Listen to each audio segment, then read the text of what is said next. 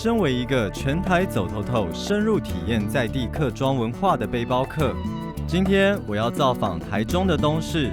曾经东势有着繁荣的打铁业，但是随着林场的没落而式微。这趟背包客的行程，我找到了100年前第一家，而且现在还存在的打铁铺。当然，光看师傅打铁不过瘾，还是要上场试试身手。现在呢，要开始打铁了。然后因为刚刚在绑这个，为了安全的问题，其实现在有一点兴奋，有一点紧张，因为第一次打铁。哇，好来，开始。好，这边啊，来，高点，高点，高点，对，好。这算双人打铁。来，大力点，大一点，打这边，你不要拿正，哦，拿正。这个铁锤要看这边，好，口要打到这边，好来，对。打铁看起来容易，但是真正上场后才发觉真不容易。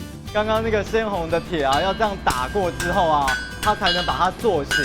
真的一定要趁热打铁。现在又要开始了。林师傅已经超过70岁，但是打起铁来依旧虎虎生风。我自己做50多年了。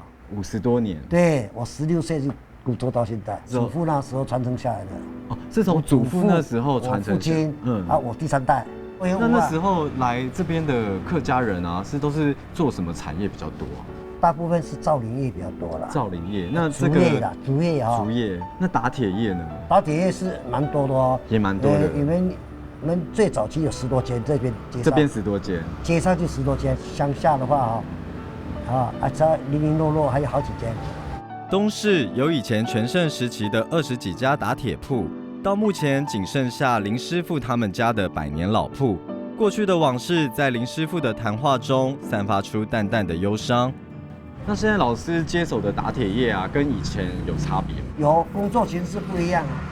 现在是比较多的是什么？因为锄头比较多，锄头啦、镰刀啦。